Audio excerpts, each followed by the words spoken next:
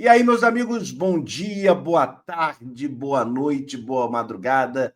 Aqui é o Danilo, estamos no Mar com 10, dia 24 de outubro, sexta-feira, o sextou. Bora falar de Vasco da Gama, muitas notícias referentes ao jogo de domingo, Bragantino e Vasco às 18h30, pela 30ª rodada do Brasileirão. A gente também vai falar sobre renovação de uma peça importante no elenco do Vasco e, claro, o assunto da semana, aonde o Vasco vai jogar nas semifinais da Copa do Brasil, é no Maracanã, é em São Januário, primeiro jogo das semifinais, mando de campo do Vasco da Gama. A gente vai falar disso tudo e muito mais. Antes disso, deixa eu fazer aqueles reclames do Danda aqui no Ouvido ao Vasco. Muito obrigado a todo mundo que cola, muito obrigado a todo mundo que assiste, compartilha e sempre está aqui, dia após dia, apoiando o conteúdo do canal. Fica o meu carinho e agradecimento a todos vocês. E aquele pedido especial. Quem não é inscrito, se inscreve no canal, você é notificado para ver as lives, para acompanhar os vídeos que estão chegando, então cola junto. Você também deixa aquele like, aquele joinha, aquela curtida, ajuda a impulsionar este vídeo. Escreve nos comentários o que você está achando, debate comigo aí o que você está pensando desse momento do Vasco, momento positivo. Eu, com certeza, me esforçarei a respondê-los e também você pode fazer a boa, virando membro do canal, sim. Virando membro tem direito a lives exclusivas e também tem aqui, calma aí, que eu sempre erro, o QR Code para você fazer aquela doação, aquela ajuda. Mas eu já agradeço de antemão todo mundo que cola aqui e impulsiona o canal e dá essa moral. Sobre Vasco da Gama, o Na Torcida da Vascaínos, do meu amigo Léo Lacerda, falou: olha, está definido, os 2 jogos contra o Fluminense serão no Maracanã. Vasco tentou levar o jogo para São Januário, mas as autoridades não deixaram e, respeitando o acordo que foi firmado lá no início do ano, o Vasco vai levar os jogos contra o Fluminense, contra o Flamengo, os representantes do consórcio Maracanã, num acordo em que possibilita que o Vasco jogue lá com o mando e tenha 50-50 nos 2 jogos, isso é, tanto o mando do Fluminense quanto no mando do Vasco, 50-50 no Maracanã. Então, expectativas lá para dezembro é que o Maracanã esteja lotado, aquela festa bonita que a gente viu, né? Segunda-feira que o Vasco fez lotando o Maracanã, menos de 10 mil tricolores, o restante mais de 40 e poucos mil vascaínos. E olha que um jogo durante a semana, segunda-feira, um horário para lá de complicado, 19h30, dia do comércio, então muita gente viajou no final de semana para aproveitar a folguinha. Então, assim, fica aí. Muita gente queria São Januário, entendendo a ideia do alçapão, da pressão que é feita em São Januário, mas acho também que o Vasco tem que se acostumar em jogar no Maracanã, não pode temer jogar no Maracanã e terá espaço para mais vascaínos apoiarem o clube de coração. Vamos torcer essa reta final aí de Campeonato Brasileiro e Copa do Brasil. Meu Deus do céu, segura, segura.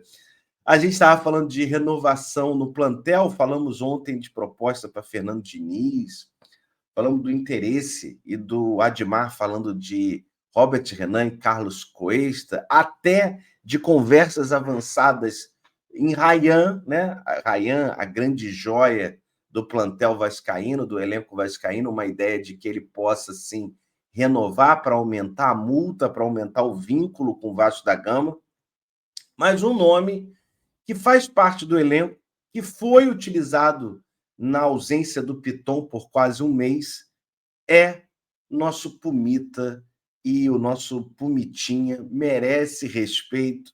Vou te falar que é um jogador coringa, já jogou de atacante, já jogou de lateral esquerdo, é um cara que pode atuar de diversas formas na seleção uruguaia, inclusive, já jogou de zagueiro. É difícil ver isso, né? Mas é o louco Bielsa. E a gente vai acompanhar isso. Parece que o staff do Pumita já recebeu a proposta, então agora eles estão analisando e nas próximas semanas vão responder. A grande interrogação sobre o Pumita é que ele tem interesse, claro, em ganhar uma minutagem, porque está na reta final aí para a escolha dos 26 convocados da seleção uruguaia para jogar na Copa do Mundo do ano que vem na América do Norte. E Pumita, uma das reclamações, e aí não reclamação, né? Fica parecendo que o jogador está fazendo bico, e não é o caso. Um dos desejos do Pumita é de que ele ganhasse minutagem para ter mais chances de defender a seleção uruguaia, né?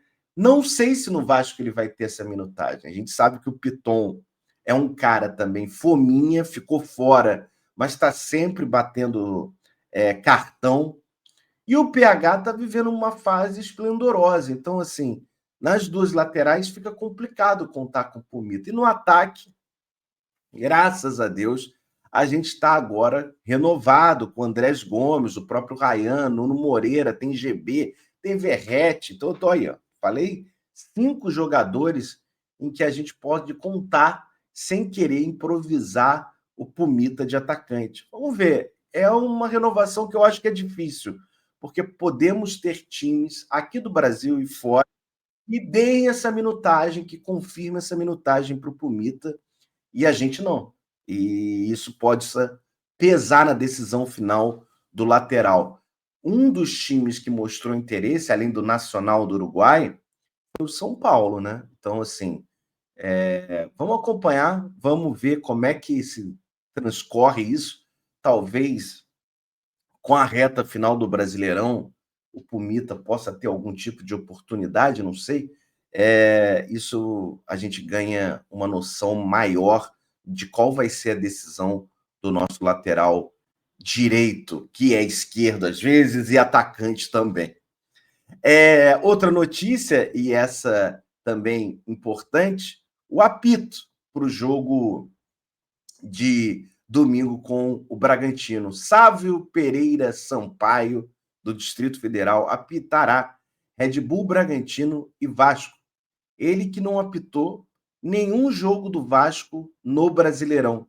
Na realidade, o último jogo que ele apitou foi contra o Operário na Copa do Brasil. Então, assim, tem tempo que não encontramos Sávio Pereira Sampaio.